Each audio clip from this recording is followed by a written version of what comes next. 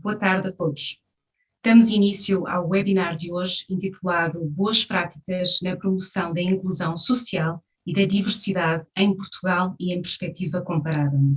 À semelhança das anteriores conferências organizadas pelo INA, esta sessão terá interpretação para a língua gestual portuguesa, que será assegurada pela doutora Filipe Carvalho, da Associação de Tradutores e Intérpretes de Língua Gestual Portuguesa, a quem agradecemos desde já.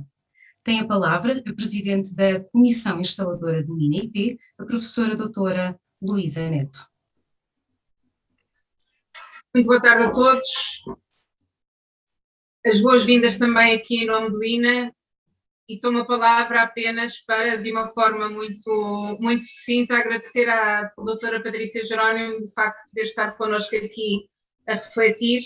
A doutora Patrícia Jerónimo é professora da Escola de Direito da Universidade do Minho, está neste momento em tarefas científicas num outro país, em Itália. A doutora Patrícia Jerónimo nasceu num local, licenciou-se noutro, completou a sua formação no estrangeiro, é professora numa escola de Direito de uma universidade onde não se licenciou, divide a vida com alguém que não é português. Eu acho que muitas vezes são estes convívios com os outros que nos fazem mais inclusivos, mais abertos, mais refletivos, e que nos fazem ter a certeza que olhar para o outro não é mais do que olhar para nós mesmos, que o outro e nós somos exatamente o mesmo em circunstâncias diferentes da vida. E tenho a certeza que é isto que a doutora Patrícia Jerónimo vai conseguir fazer-vos sentir, que sempre consegue fazer sentir. Muito obrigada, Sra. Professora, muito obrigada, Patrícia. Muito obrigada. Como referido, a nossa convidada é a professora doutora Patrícia Jerónimo, professora associada na Escola de Direito da Universidade do Minho. É doutorada em Direito pelo Instituto Universitário Europeu de Florença, onde defendeu em 2008 uma tese sobre cidadania e imigração em Portugal, à luz dos compromissos do país para com a União Europeia e a comunidade dos países de língua oficial portuguesa. Atualmente é investigadora responsável pelo projeto Igualdade e Diferença Cultural na Prática Judicial Portuguesa, Desafios e Oportunidades na Edificação de uma Sociedade Inclusiva. Além disso, está envolvida em várias investigações internacionais, enquanto perita sobre o direito português e o direito de outros países de língua oficial portuguesa. Vai moderar o debate a vogal da Comissão Instaladora do INA-IP, Sofia Crisóstomo. Informamos que os participantes podem colocar questões durante o webinar, que devem ser feitas através da ferramenta disponível em baixo no ecrã e designada por Questions and Answers. Passo agora a palavra à nossa moderadora, Sofia Crisóstomo. Muito obrigada e boa sessão. Obrigada. Professora Patrícia Jerónimo, convido-a a ligar a câmara e muito obrigada. Bem-vinda, renovo o agradecimento para estar aqui durante esta hora, partilhando as suas reflexões sobre este importante tema para a administração pública, como é o da promoção da inclusão social e da diversidade, e que certamente todos os trabalhadores e dirigentes que nos acompanham neste webinar muito beneficiarão destas reflexões e desta partilha, e que terão também a oportunidade no final para colocar questões às quais a professora Patrícia Jerónimo responderá. Professora, começava por perguntar relativamente ao Plano Nacional de Combate ao Racismo e à Discriminação para 2021 e 2025, que foi aprovado em julho deste ano pelo Conselho de Ministros e que recebe o nome de Portugal contra o Racismo. Qual é que é a importância de eliminarmos todas as formas de racismo e discriminação para concretizarmos este objetivo maior de promoção da inclusão social e da diversidade? Muito obrigada, Sofia. Eu agradeço muito o convite para estar aqui convosco hoje, agradeço muito também as palavras simpáticas, muito generosas da professora Luísa Neto. Respondendo à sua pergunta, eu começaria por dizer que a eliminação do racismo é uma questão de elementar justiça.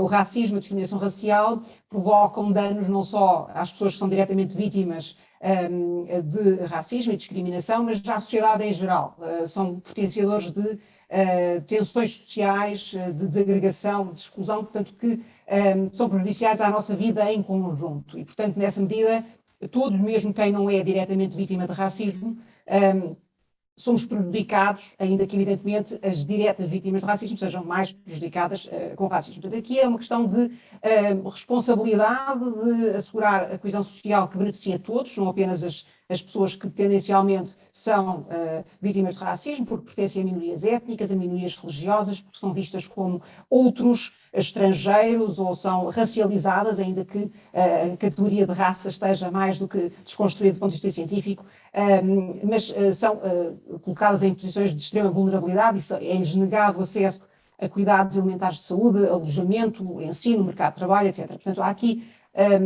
enfim, o racismo e a discriminação racial afetam a dignidade das pessoas, a sua possibilidade de viver uma vida digna, porque afetam bens essenciais dessa vida. Portanto, aqui é uma questão de justiça, de coerência com os nossos valores.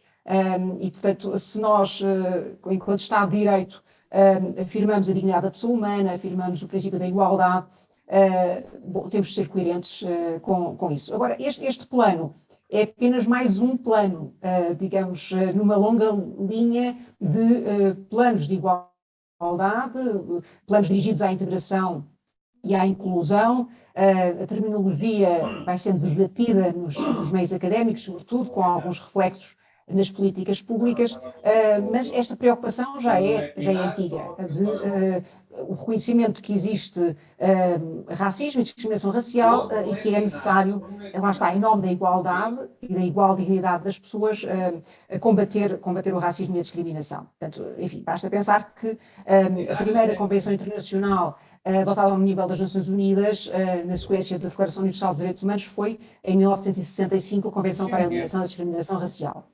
Bom, o que é que, e eu sei que não me perguntou isso, mas posso acrescentar, o que é que distingue este plano? Este plano é, como tantos outros planos dirigidos ao combate à discriminação, aqui concretamente a discriminação racial, ainda que seja um plano que também inclui formas de racialização, como, por exemplo, a pertença a uma comunidade religiosa, mas que há medidas especificamente dirigidas ao combate ao antissemitismo. Não se trata apenas de medidas de promoção da integração e de combate à discriminação contra pessoas negras, mas é um plano que tem, enfim, resulta de um plano europeu, o plano de ação contra o antirracismo, portanto 2020-2025, adotado a nível da União Europeia, e esse plano foi claramente, explicitamente influenciado pelos movimentos designados como Black Lives Matter, portanto, começados nos Estados Unidos da América e depois com repercussões também na Europa. É claramente uma resposta, por um lado, aos movimentos Black Lives Matter, mas também à percepção de que a Covid-19 teve um impacto tremendo sobre os grupos que habitualmente, e aqui também por simplicidade de linguagem vou referir como minorias, as minorias étnicas e religiosas, e portanto e os imigrantes, estrangeiros, enfim. E, portanto, é um pouco uma resposta, digamos, contextualizada, procura responder enfim, ao estado da questão neste momento, que tem também como característica, eu diria, distintiva, uma assunção mais explícita e mais, talvez, consciente, é essa a minha esperança, do racismo sistémico, ou seja, isso passa por um reconhecimento de que o racismo sistémico ou estrutural, para usar a linguagem do Plano Nacional Português, é um facto e que, mesmo que nós tenhamos uma legislação de combate ao racismo boa, há vários obstáculos reais à sua aplicação e alguns desses obstáculos passam pela existência de preconceitos que são inconscientes. Portanto, o facto de nós constantemente autorizarmos as pessoas com quem contactamos, às vezes sem intenção de as discriminar. Muitas vezes criam-se ambientes tóxicos, desde logo no mercado, no local de trabalho e também na interação com os cidadãos. Aqui estou a pensar concretamente na administração pública, que sem consciência disso estamos a criar um ambiente hostil ou tóxico para as pessoas com quem trabalhamos ou com quem lidamos.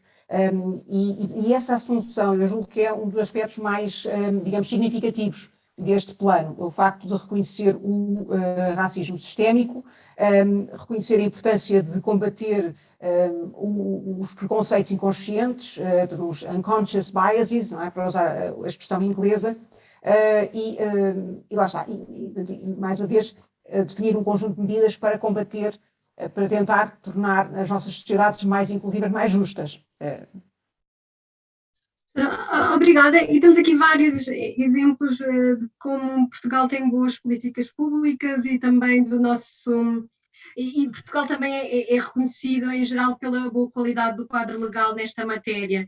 No entanto, a professora afirma num dos seus artigos que a aplicação prática destas políticas não é isenta de problemas e que Portugal não é exatamente o país acolhedor e inclusivo que as suas leis prometem. O que é que falta fazer para vermos acontecer a promoção da inclusão social e da diversidade na prática, nomeadamente no contexto da própria administração pública? Portugal ainda é o último reduto do Estado-nação ou tal é apenas um mito?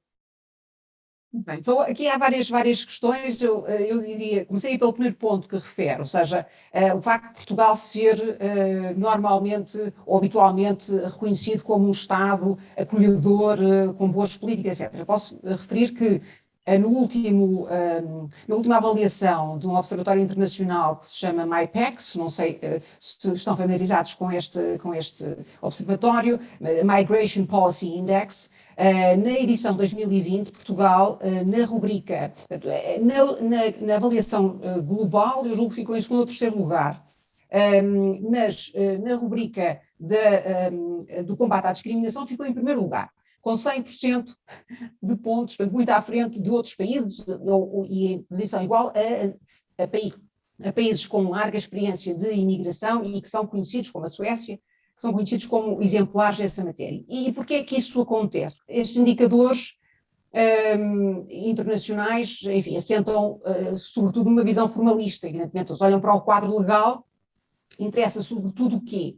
Que exista legislação de combate à discriminação racial, nós temos, e que existam entidades que tenham como função supervisionar, receber queixas, enfim, eu estou sempre aqui a pensar no inglês, o monitoring, portanto, que os equality bodies, portanto, entidades estatais, mas que tenham independência para poder apreciar quer atos de racismo e discriminação racial praticados pelas autoridades públicas, quer pelos privados. E, portanto, sob esse ponto de vista, Portugal tem, para além de ter legislação em matéria de nacionalidade, por exemplo, que é inclusive considerada como um modelo a seguir a nível mundial, um modelo de referência a nível internacional, por ser uma lei de nacionalidade muito aberta à aquisição da nacionalidade e à atribuição da nacionalidade por estrangeiros.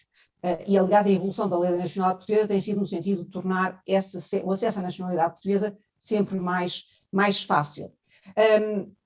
Agora,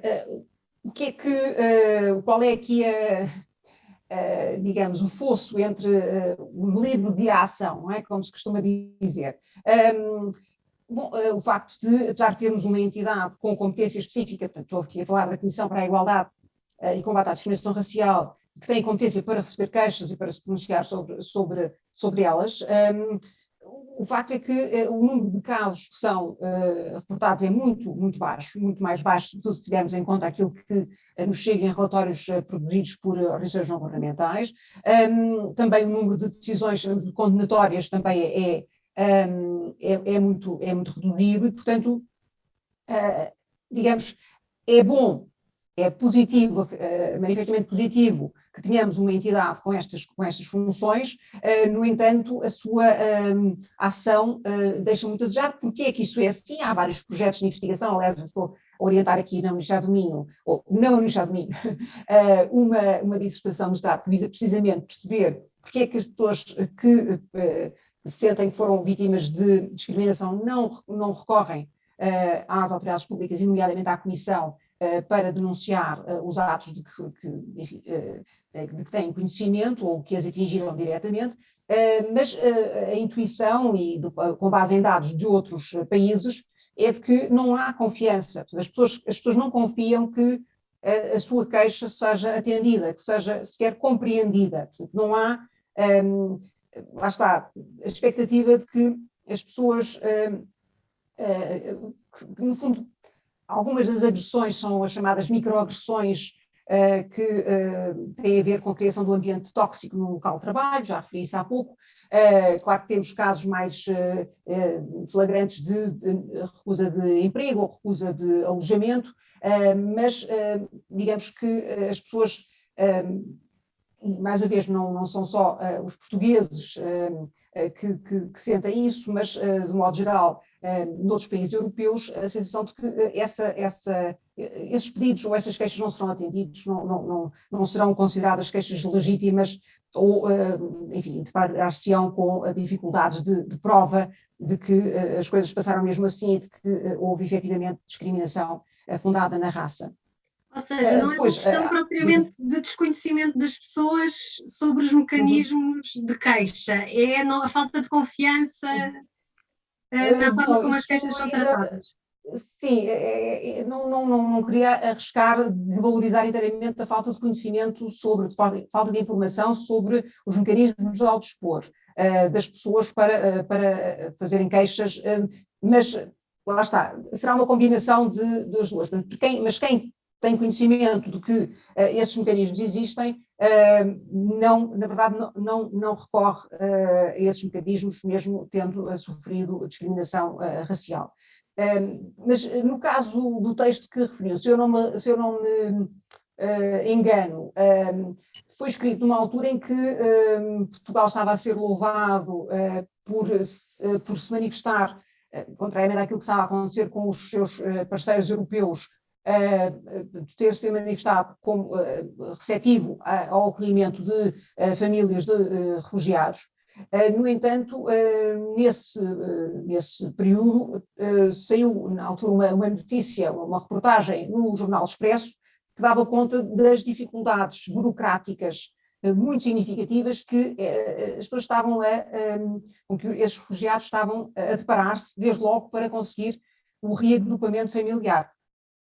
E aquilo que era descrito na primeira pessoa por alguns refugiados, e que é descrito nessa peça jornalística, era algo que não me causou estranheza, porque esse tipo de cinismo institucional é algo que não é assim tão raro, e que eu tenho conhecimento direto de outras experiências com pessoas menos vulneráveis, mas ainda assim estrangeiras, perante a administração ou perante serviços da administração, nomeadamente na universidade. Não é? O facto de a resposta ser uma resposta pouco empática, não é? Portanto, aquilo que era relatado nessa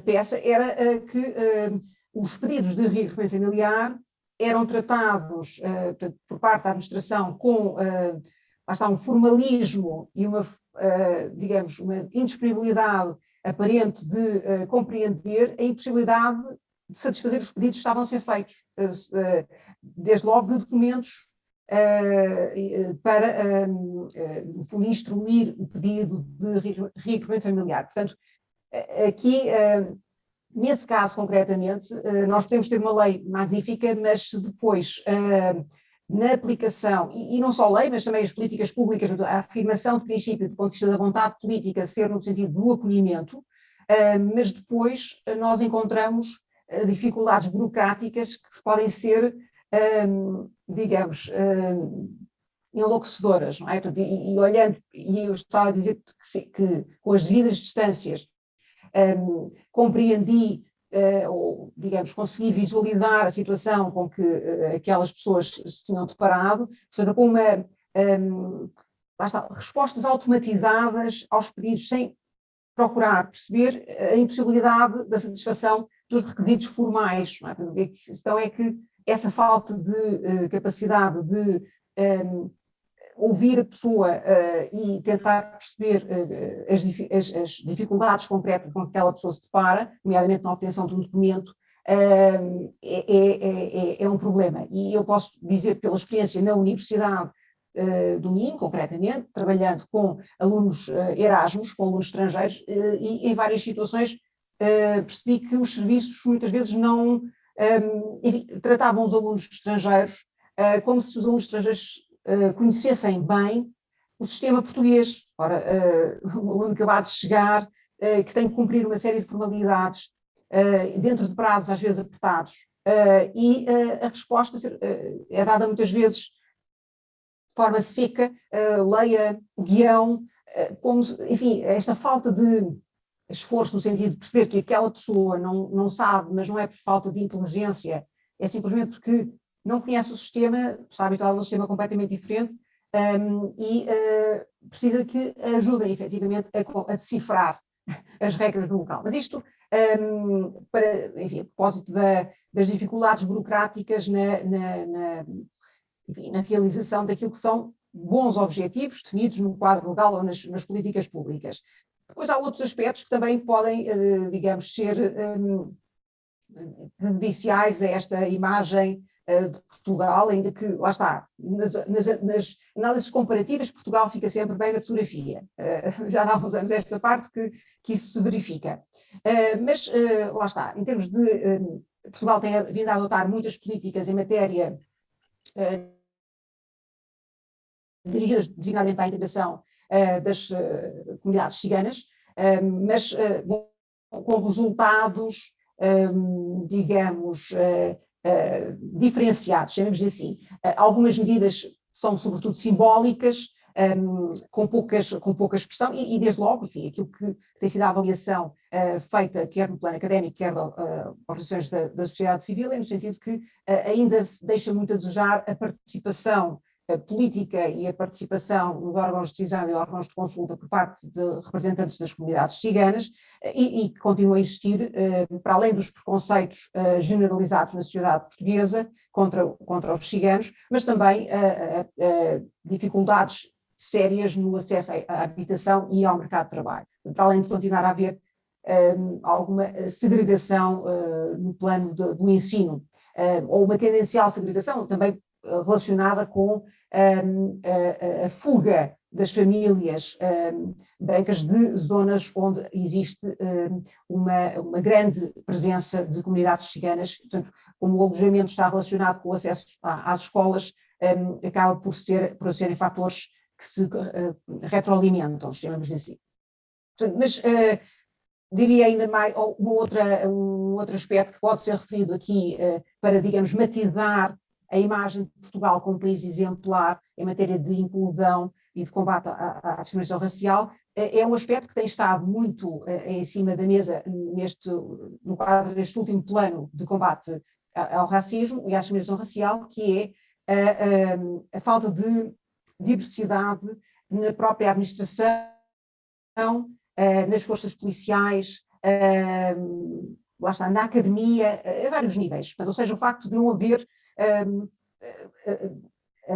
digamos, sobretudo lugar de elite, serem ainda, sobretudo, brancos, de pessoas brancas, e, portanto, e considerados por isso não representativos daquilo que é a sociedade, e no fundo, confirmando as dificuldades de acesso, as menores oportunidades que as pessoas pertencentes a minorias étnicas, as pessoas racializadas, têm no acesso a esses lugares. Também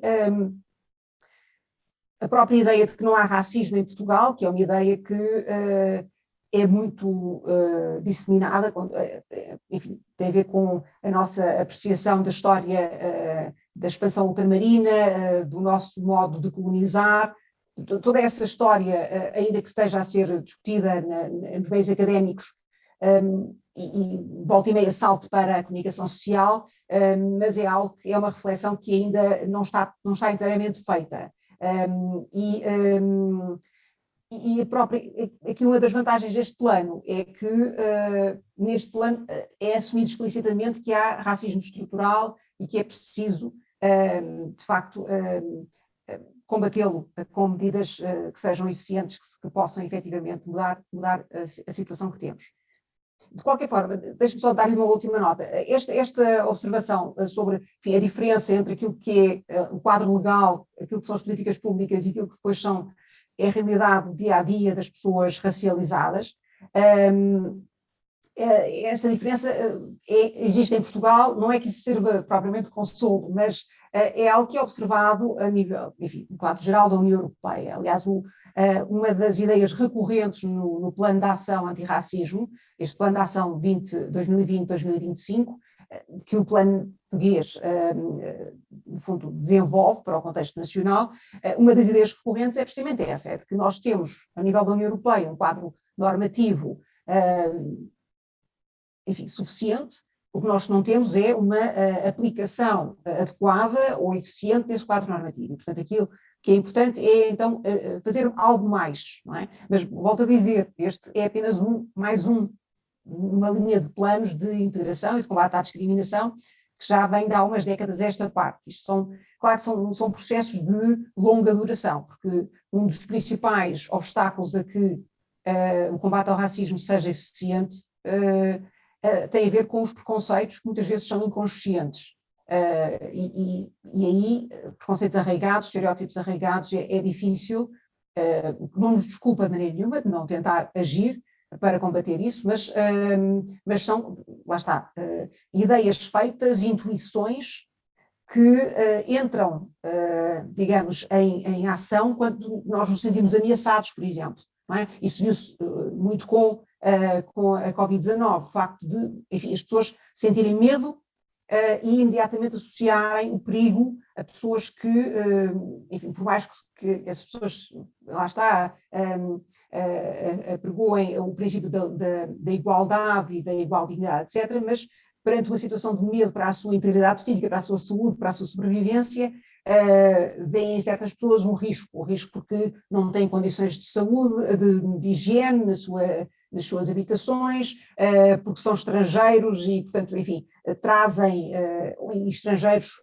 desde logo no caso dos estrangeiros de origem asiática, ou até nacionais de origem asiática, porque depois aí a questão da nacionalidade não acaba por ser irrelevante, não é? Porque o que conta é a cor da pele, é o sotaque e os fatores, os sinais exteriores de alteridade. Bom, mas isto para dizer, enfim, que há muito a fazer, ainda que evidentemente termos um quadro legal que é bom,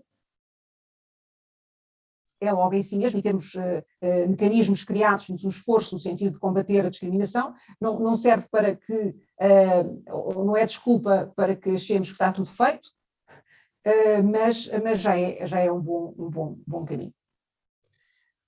Coloco aqui uma das questões que me chegou pelo chat, que está relacionada com algo que disse. Perguntou-nos se a queixa, denúncia é apenas feita pelo próprio ou poderá ser feita por terceiros.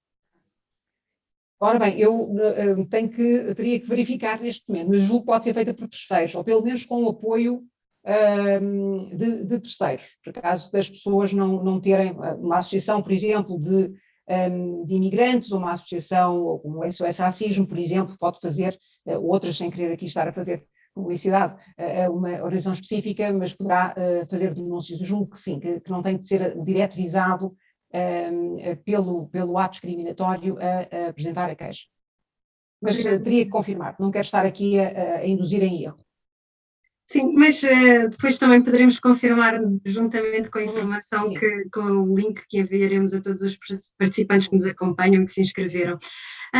Pegando aqui noutro artigo seu, onde refere que para contrariar derivas nacionalistas e políticas discriminatórias, será necessário apostar numa reconfiguração da identidade nacional que reflita a diversidade existente na sociedade e retire à diferença cultural o peso negativo que esta tem. O que é que significa esta reconstrução da identidade nacional em contextos multiculturais?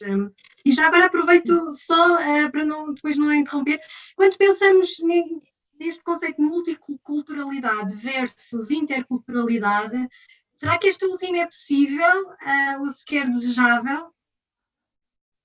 Ok, muito bem. Bom, então, quanto à reconstrução da identidade nacional, bom, aqui, fundamentalmente, do que se trata é de reconhecer que a sociedade portuguesa não é composta unicamente por pessoas brancas, ainda que, olhando para a composição, lá está, da academia, enfim, do Parlamento já vai sendo um bocadinho mais diverso, mas ainda assim, claramente com a maioria de pessoas brancas, aquilo que vemos na televisão, e na administração pública, enfim, nos tribunais, portanto, aquilo que A ideia de que a sociedade portuguesa é só realmente composta por pessoas brancas não faz sentido, nunca correspondeu, na verdade, à realidade, mas hoje em dia corresponde ainda menos. Não é? E essa diversidade não é um problema, não deve ser vista como um problema, é algo que faz parte da experiência histórica do Estado português, da sociedade portuguesa. Temos pessoas com diferentes cores de pele, fisionomias, religiões, formas de falar a língua portuguesa, diferentes sotaques, e isso deve ser esse processo de reconstrução, de pensar quem somos nós como comunidade. Não é? E nós temos, em Portugal, já referi isso há pouco, uma lei da nacionalidade que é extremamente aberta à atribuição da nacionalidade e à aquisição da nacionalidade por pessoas, a atribuição de pessoas que nascem em Portugal, ainda que de pais de estrangeiros, ou pessoas que chegam a Portugal, tendo nascido nos estrangeiros, chegam a Portugal, vivem em Portugal durante um período de tempo e adquirem a nacionalidade através de naturalização. E o que é que isso implica? Implica que nós temos muitos portugueses que, lá está, adquiriram a nacionalidade já depois do processo migratório, mas continuam a ser tratados por causa, lá está, da cor da pele, da fisionomia, do sotaque, continuam a ser tratados como estrangeiros.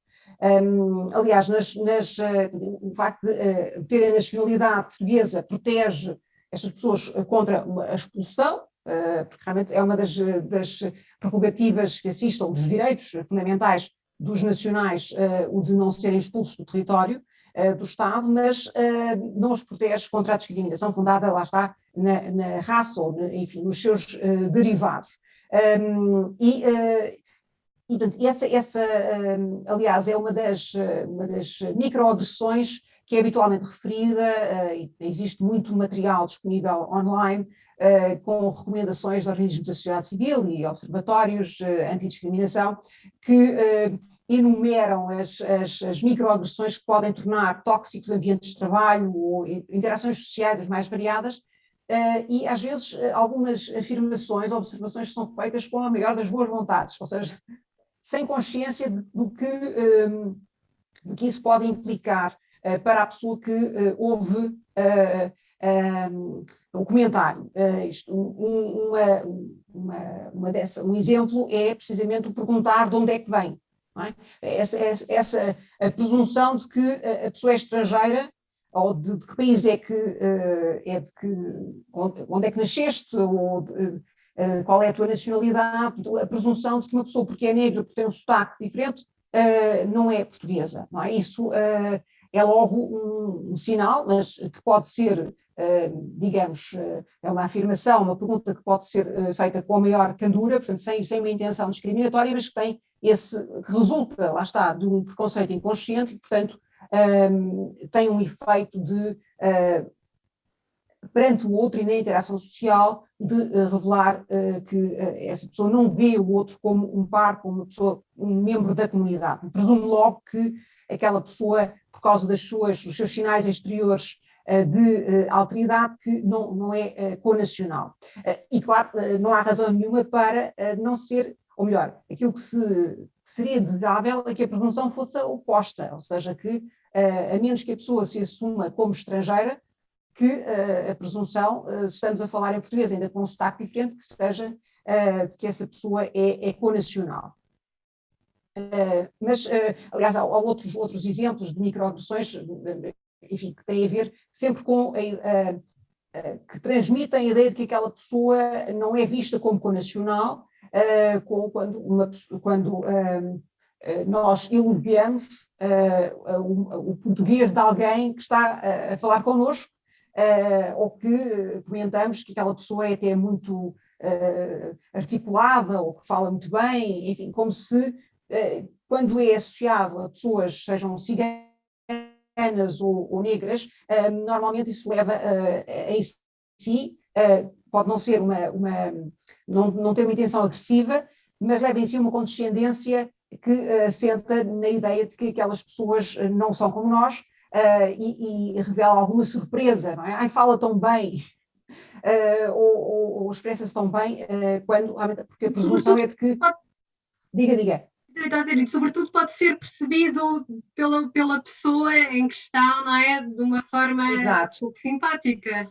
Exatamente. Quando às vezes a intenção é oposta, é de ser, de fazer um elogio, não é? Mas é um elogio que leva em si com uma condescendência que assenta, ainda que num preconceito inconsciente, de que há ali uma surpresa perante uma capacidade de falar como nós, não é?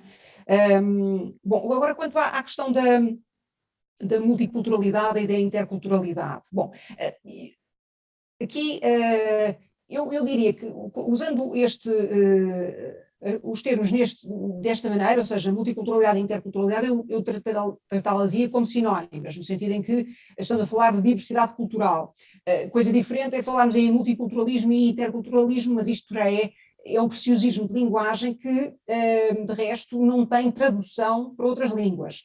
Eu posso dizer-vos que estou a participar numa rede ibero-americana de educação em direitos humanos e os colegas da América Latina não distinguem, portanto, tratam o bom termo interculturalidade, precisamente, com o sentido que eu daria interculturalismo, ou seja, uma política dirigida ao reconhecimento da diferença e à promoção do diálogo intercultural. Portanto, agora aqui, na discussão entre multiculturalismo e interculturalismo, não é? Enquanto políticas de reconhecimento da diferença, digamos, do ponto de vista académico, mas também um bocadinho do ponto de vista político, há aqui a diferença é fundamentalmente a que separa políticas que valorizam a diferença enquanto tal e por isso não se esforçam para promover o diálogo intercultural, isto seria o multiculturalismo. Então, o multiculturalismo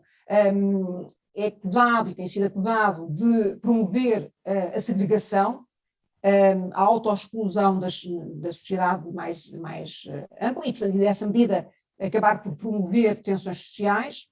Inclusive, foi acusado por estar na base de alguns ataques terroristas de cidadãos contra co-cidadãos, no caso em 2005, não sei se recordam, os atentados terroristas no Reino Unido, enfim, depois do choque inicial de vermos que foram rapazes muçulmanos de boas famílias que tinham levado a cabo aqueles ataques, uma das leituras que imediatamente foi feita daquilo que se tinha passado, das motivações, foi de que as políticas multiculturalistas estavam a criar barreiras entre as comunidades e a inviabilizar a criação de laços sociais de solidariedade que impediriam lá está, que os cidadãos atentassem contra os seus concidadãos. Mas, enfim, os atentados terroristas por esse mundo fora são muitas vezes perpetrados contra os próprios connacionais. Portanto, digamos, o multiculturalismo não é necessariamente a fonte dos problemas. De qualquer modo, generalizou-se a ideia de que era, não é? De que a valorização da diferença cultural proposta pelo multiculturalismo era potenciadora de tensões sociais, de problemas, de segregação social e, portanto, precisámos de um outro lema, e esse lema é o interculturalismo ou interculturalidade, no sentido de promover, de continuar a reconhecer a importância da diferença cultural, mas apostar no diálogo, não é? Criar pontes entre as diferentes culturas, procurar sublinhar não as diferenças que nos separam, mas os aspectos em comum que nos unem. Não é? E essa é a diferença fundamental entre as duas abordagens da diferença cultural, sendo que uma e outra reconhecem que a diferença cultural é importante. Aliás, aproveito para referir também que neste plano mais recente de combate à discriminação, combate ao racismo e à discriminação racial, a importância dada à diferença também é um aspecto digno de nota. Ainda que não seja uma novidade propriamente, porque nas políticas de integração a nível da União Europeia e a nível nacional, sempre foi posta a tónica no respeito pela diferença cultural, combinado, evidentemente, com a obrigação de respeitar a lei geral que a todos obriga, não é? Mas o respeito pela diferença cultural sempre esteve, digamos, no discurso oficial. Portanto, nessa medida, em que é que isto se traduz em termos de políticas? Não é? Portanto, há aqui várias, eu diria que há várias etapas, não é? Portanto, olhando para o que é que a interculturalidade pressupõe na prática, pressupõe que reconheçamos, lá está, a tal reconstrução da identidade nacional, que somos uma comunidade diversa e que isso não é um problema. Não é? Portanto, porque há muitos políticos e também académicos, mas que adotam, digamos, estratégias políticas e agendas de anti-imigração, dizem combater o multiculturalismo, mas o que estão a pensar, aquilo que está em causa é o desconforto com a presença de pessoas de religião ou de etnia diferente. Não é? Portanto, aqui a verificação do facto da diversidade cultural é uma primeira etapa. Depois importa que reconheçamos que essa diversidade cultural não é um problema, mas sim uma circunstância que até pode ser enriquecedora, não é? Isso faz parte também da linguagem destes planos de igualdade e de integração. E depois, verificado o facto da diversidade cultural, verificado uma vez, digamos, disseminada a ideia de que a diversidade em si não é um problema, o passo seguinte será proteger as pessoas que estão nas categorias de diferentes, não é? As pessoas cuja cosmovisão é diferente, cuja religião é diferente, cuja pertença étnica é diferente, protegê-las contra a discriminação com base nesses aspectos. E depois, eventualmente, aqui já estamos a entrar numa etapa se calhar mais exigente e que nem todos os Estados estão dispostos a pôr em prática, que é a adoção de políticas dirigidas à proteção da diferença. Okay? Portanto, mas nós podemos ficar, lá está, são políticas anti-assimilação, anti-assimilação, políticas de diálogo intercultural que precisamente promovem a integração sem deixando e até protegendo o direito das pessoas a manter as suas práticas religiosas, incluindo através do vestuário, mantendo os seus hábitos de alimentação e criando condições para que as pessoas possam manter, enfim, as suas práticas culturais, religiosas, dentro daquilo que não seja, digamos, violador da lei geral, volto a dizer.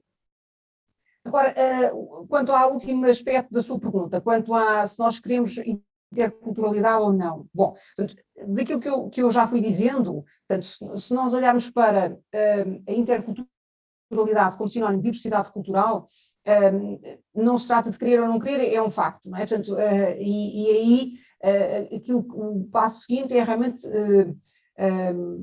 olhar para a diversidade cultural como algo que é natural nas sociedades, sobretudo em sociedades de intensas migrações internacionais como as nossas, e que não tem de ser um problema, não tem de ser um fator de tensão, não tem de trazer a diversidade, desde logo trazida pela imigração, não tem de representar um maior risco para as nossas sociedades relacionada com criminalidade, etc. Portanto, esse é um ponto, de aceitar a diversidade, não porque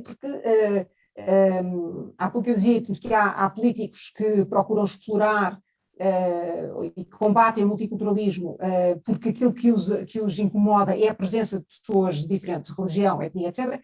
E estou a pensar, por exemplo, num político holandês, provavelmente de que já terão ouvido falar, o Geert Wilders, que prometeu, há umas eleições passadas, isto na Holanda, prometeu que, se fosse eleito, que expulsaria todos os marroquinos, ou todos os muçulmanos, mas pelo menos todos os marroquinos da Holanda. Ora, isso, enfim, e afirmava que essa era uma medida consonante, portanto, com a sua oposição ao multiculturalismo. Portanto, digamos, o multiculturalismo não é, ainda que seja interpretado como também no sentido descritivo, de que é a presença de pessoas diferentes etnias, religiões, etc., na sociedade, mas o multiculturalismo, com este sufixo de o ismo, pressupõe políticas públicas dirigidas à proteção das pessoas contra a discriminação e, eventualmente, à proteção da diversidade cultural e do direito dessas pessoas a uma acomodação razoável da sua identidade religiosa ou das suas necessidades específicas enquanto etnia, podem ter a ver com relações familiares, enfim, com vários aspectos. Mas o que eu queria dizer é que o multiculturalismo como política está, digamos, valorizado, enfim, foi muito criticado, mas mesmo o interculturalismo, aqui, portanto, não olhando para a questão descritiva, para a questão do ponto de vista descritivo, ou seja, a interculturalidade como a existência de diversidade cultural, mas sim como política de promoção do diálogo intercultural, olhando nestes termos, eu diria que é desejável. Portanto, isso, respondendo à sua pergunta, a interculturalidade, no sentido de promoção do diálogo intercultural, que é desejável. Promoção do entendimento, não é? Porque muitas vezes, também é um dado, digamos, uma observação banal, que nós receamos quem não conhecemos, o desconhecido assusta-nos e por isso, quanto mais conhecimento nós tivermos sobre as comunidades que integram a nossa comunidade, sobre as pessoas que integram a nossa comunidade, isso vai ajudar a desmistificar ideias que nós possamos ter sobre comunidades sobre as quais tenhamos menos conhecimento, que nos sejam menos familiares. E isso ajudará a que possamos viver juntos. Não é? O que não quer dizer que não haja críticas desde logo, críticas à viabilidade de pormos em prática este diálogo intercultural, portanto, obstáculos a um genuíno diálogo, a um diálogo que não seja meramente, digamos, simbólico para o proverbial inglês ver, não é? Portanto, para mostrar que respeitamos a diferença cultural, portanto, não... Enfim, para além do risco de sermos apenas superficiais, estamos só preocupados com o aspecto que dá, não é? Mas também há cada vez mais uma preocupação, sobretudo nos meios académicos, vamos ver se isso, quanto tempo é que isso demora a passar para o plano político, realmente uma reflexão sobre a interculturalidade crítica, e aqui fui buscar precisamente à minha experiência de debates com os colegas da rede ibero-americana sobre a educação e direitos humanos, porque quando se fala, e sobretudo na América Latina, quando se discute a interculturalidade, existe cada vez mais a chamada atenção para a necessidade de não defendermos uma interculturalidade que valoriza as diferenças de forma folclorística, mas que também reconheça as categorias de poder e uma certa essencialização das culturas que foi, desde logo, feita pelo próprio colonialismo, não é? Ou seja, os poderes coloniais podemos dizer que respeitaram a diferença, reconheceram a diferença cultural, mas em detrimento das comunidades, desde logo dos povos indígenas, dos territórios colonizados. E, portanto, temos de, por mais que soe bem e pareça muito bem pensado e assenta em princípios de tolerância e de respeito pelo outro, o interculturalismo representa também, se não tivermos cuidado, pode representar alguns riscos, portanto, de estarmos a perpetuar categorias identitárias rígidas em que aprisionamos as pessoas e acabamos por, digamos, reforçar estereótipos, ainda que a ideia, aquilo que nos move, oficialmente, oficialmente seja a desmontagem das diferenças e, no fundo, a desmontagem das hierarquias sociais baseadas nas diferenças. É isso que eu queria dizer. Professora, perguntam-nos aqui também no chat, na prática, então, como é que podemos concretizar este diálogo, esta inclusão social e a promoção da diversidade na administração pública? Fala-nos, por exemplo, aqui perguntam-nos se as cotas na administração, no acesso à administração pública podem ser uma ferramenta.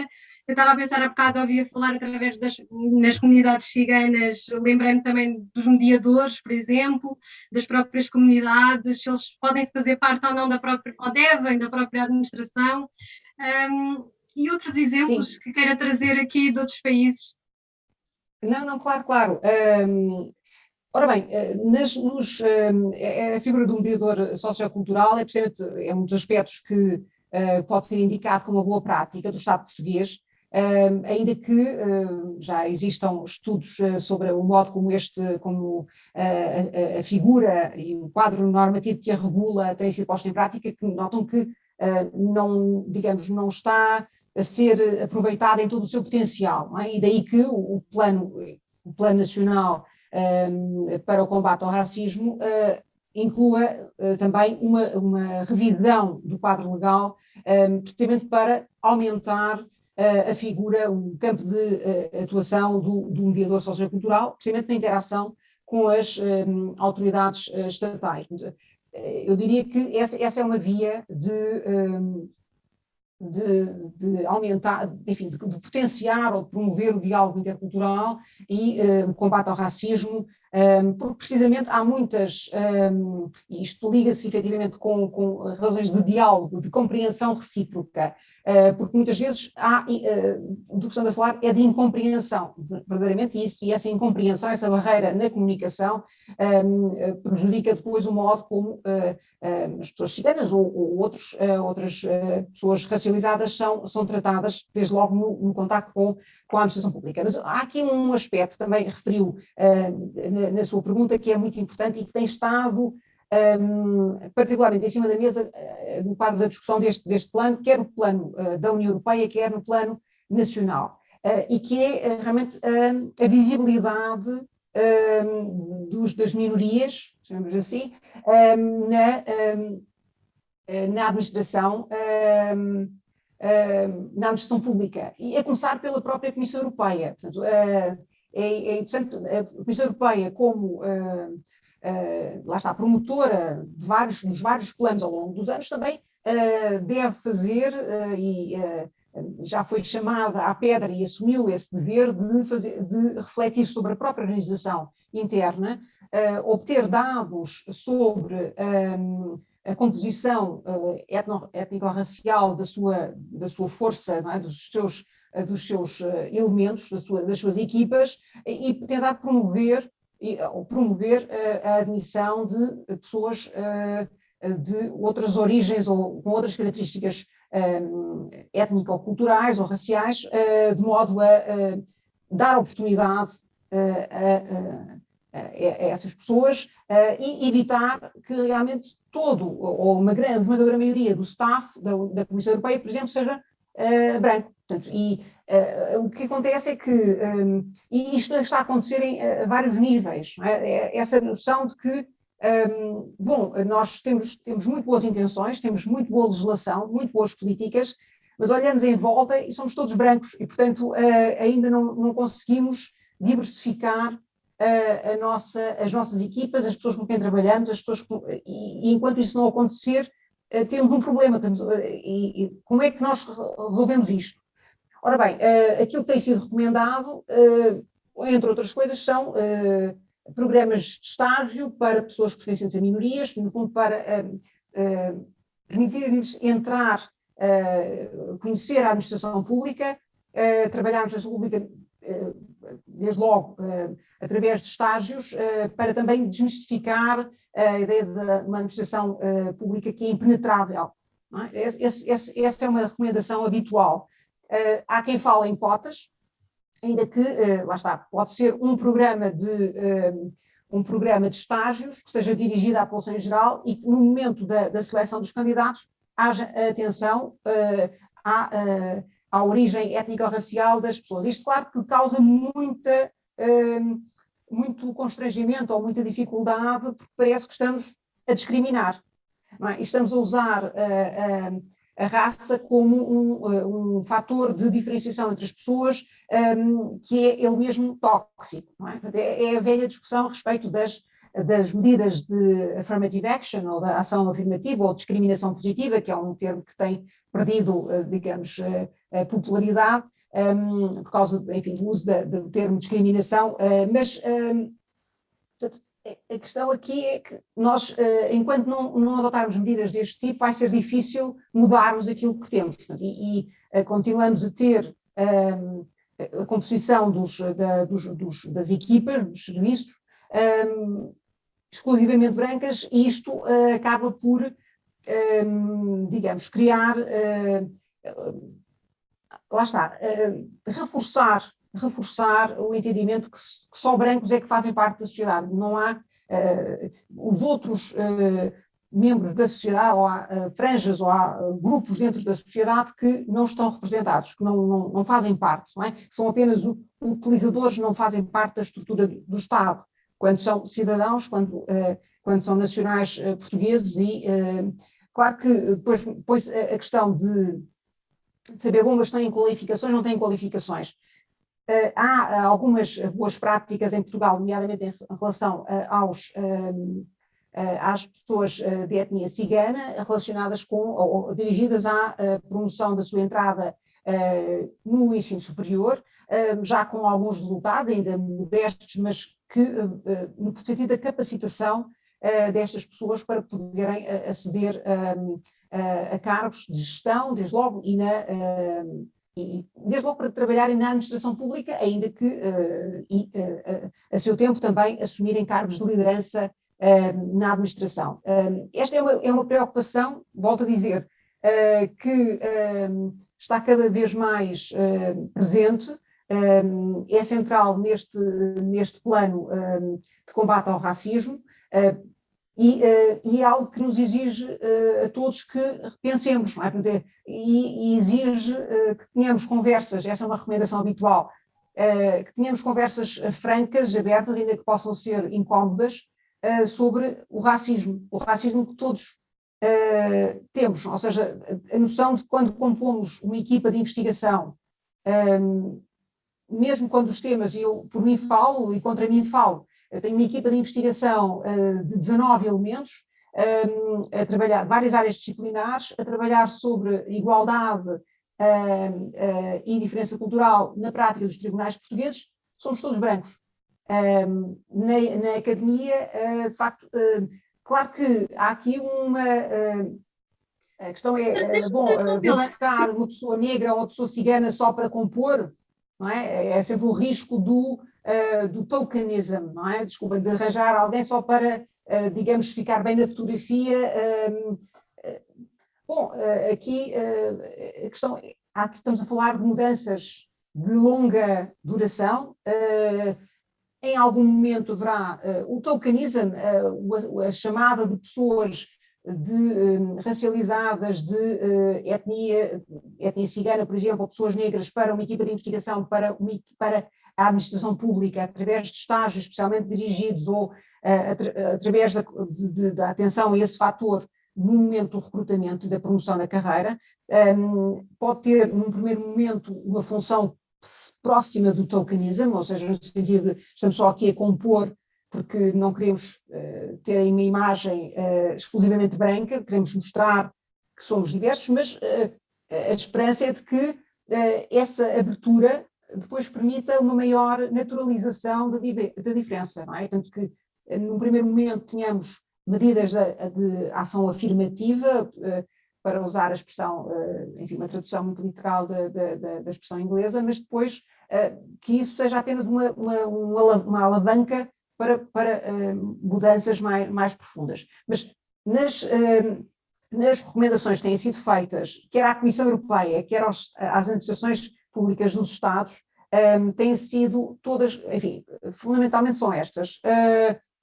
Conheçam-se a vocês próprios, ou seja, tenham dados sobre a composição étnico-racial e religiosa, mas sobretudo étnico-racial, do vosso staff, não é? As pessoas que trabalham nas vossas equipas, qual é a composição? E depois atuar, digamos, de forma deliberada no sentido de diversificar as equipas. Isso significa, do ponto de vista do recrutamento, procurar ser criativos, enfim, no modo de recrutamento, ainda que lá está, no caso dos concursos públicos, haja regras apertadas de recrutamento, mas ter em consideração o fator raça e inclusão social no momento da seleção dos candidatos. Mais uma vez, uma das formas, digamos, transitórias de fazer isto, através de estágios dirigidos para membros de comunidades habitualmente desfavorecidas nestes processos. E depois, dentro do local de trabalho, a criação de ambientes não tóxicos, de interação, lá está, não tolerar expressões racistas ou de discriminação racial, desde logo entre colegas e depois no atendimento ao público. E outra recomendação recorrente é de que existam mecanismos internos para supervisionar e para receber queixas contra comportamentos que possam consubstanciar racismo ou discriminação racial. Portanto, aqui, do ponto de vista da administração, daquilo que a administração pode fazer, fundamentalmente estamos a falar de recrutamento, estamos a falar de atenção às condições em que os funcionários trabalham, nas relações interpessoais e depois nas equipas e depois com o público, a promoção na carreira, claro, e o próprio conhecimento daquilo que é a realidade de cada instituição.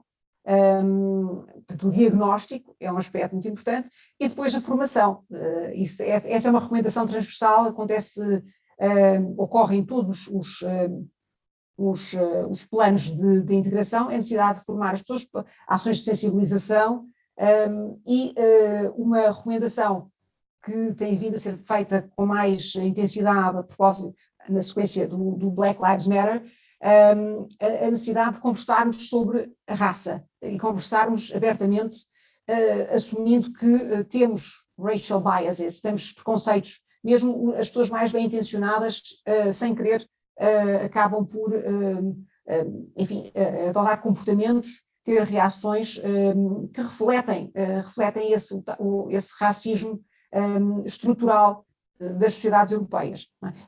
Há muitas chamadas de atenção e muita reflexão em curso sobre essa matéria. Posso dizer-vos que aqui no Instituto Universitário Europeu, também há um ano esta parte, existe uma iniciativa, está em curso uma iniciativa que tem como designação Decolonizing Initiative, uma iniciativa para a descolonização do Instituto, que é um lugar de elite, de cientistas financiados pelos vários Estados-membros da União Europeia, e lá está, na onda do Black Lives Matter, o ano passado, um grupo de investigadores publicou um texto em que, precisamente, com um título qualquer coisa como You Are So White, não é? Portanto, o Instituto praticamente só tem alunos brancos, e essa diversificação do Instituto, como das instituições de ensino de modo geral, é considerado um desiderato fundamental. Lá está. Estamos a falar de representatividade aos vários níveis e, sobretudo, aos níveis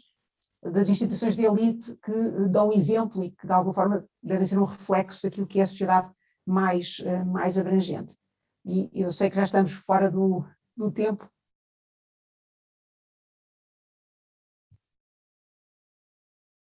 Peço desculpa.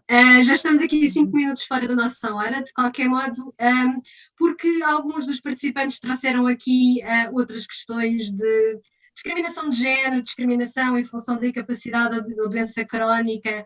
Eu pedia-lhe apenas, e porque apesar deste webinar ter sido realizado no âmbito do Plano Portugal contra o Racismo, muitas das mensagens se aplicam transversalmente a todas as formas de discriminação. E, portanto, eu gostava só assim de pedir 3 ideias finais que gostasse de partilhar com os trabalhadores e dirigentes da administração pública que nos acompanham online. Muito bem, muito obrigada. Ora bem, quanto à interseccionalidade, no fundo o cruzamento de várias formas de discriminação, essa é também uma ideia forte, aliás, penitencio-me por não ter sublinhado logo no início, porque é, de facto, uma ideia recorrente, quer no plano da União Europeia, quer no plano nacional, o reconhecimento de que os fatores de discriminação muitas vezes concorrem para colocar a mesma pessoa em uma situação de vulnerabilidade a vários títulos e, portanto, lá está, uma mulher imigrante que seja queer, portanto, que seja lésbica e que tenha uma deficiência motora ou um impairment desse tipo, portanto, será uma pessoa que sofre particularmente de discriminação e é importante perceber, aos poderes públicos, perceber e prestar especial atenção a essas situações. A interseccionalidade tem sido tratada sobretudo a propósito do cruzamento e do efeito potenciador do cruzamento entre raça e género, que aqui raça e religião, não é? Portanto, enfim, no contexto europeu muito tem sido escrito e muitas recomendações têm sido produzidas a respeito da proteção das mulheres muçulmanas contra a discriminação, quer no local de trabalho, quer na sociedade em geral. De qualquer modo, isso também é referido no plano da União Europeia. No fundo, a promoção da igualdade está a ser faz parte da agenda da União Europeia e este concreto plano é apenas um dos pilares dessa atuação, ou seja, temos aqui este plano versa efetivamente sobre as pessoas racializadas e aqui, lá está, não só os negros, os ciganos, as comunidades ciganas, mas também os judeus, portanto, pessoas racializadas e os muçulmanos, portanto, todas as comunidades asiáticas, portanto, são as comunidades visadas, digamos, que se sabe que são muitas vezes frequentemente vítimas de racismo e discriminação racial, ainda que muitas vezes sem o fator raça, sem ser exatamente o fator raça a determinar a exclusão, mas daí o uso da expressão racializada. Mas na ação da União Europeia temos também outros planos, e mais uma vez estes planos adotados ao nível da União Europeia têm depois implicações ao nível dos Estados-membros e normalmente implicam para os Estados a obrigação de adotar os seus respectivos planos adequados à realidade nacional para, lá está, promover a igualdade de género, promover a igualdade das pessoas LGBTIQ, portanto, e há planos adotados neste meio tempo sobre essas diferentes categorias, também pessoas portadoras de deficiência, portanto, a União Europeia e Portugal, como Estado-membro da União Europeia, têm adotado estes planos para estes diferentes, digamos, para responder à discriminação de que as diferentes comunidades são vítimas, com base em mapeamentos já feitos, sempre com exigências de exercício diagnóstico, porque esta também é uma recomendação transversal, a necessidade de conhecer a realidade, que enfim, é algo em que estamos um bocadinho aquém daquilo que seria desejável. Mas, com base no diagnóstico que é possível, são identificadas as comunidades mais vulneráveis e, a partir daí, são definidos planos de ação e, lá está, que são dirigidos a diferentes comunidades habitualmente vítimas de discriminação lá está, no caso deste plano, mas também acontece noutros planos, aparece este termo da interseccionalidade, ou seja, o plano é dirigido especificamente, no caso, às pessoas racializadas, no caso do plano Portugal contra o racismo e no plano antirracismo da União Europeia, o mesmo acontece com os outros planos, são dirigidos especialmente àquele fator de discriminação, com base no género, na orientação sexual, na deficiência, mas atendendo a que, chamando a atenção para a necessidade de cautelar pessoas que reúnem ou que acumulam vários fatores de vulnerabilidade, digamos assim, e portanto podem ser discriminadas simultaneamente por vários fatores. Muito obrigada por ter estado connosco e pelas excelentes partilhas que fez.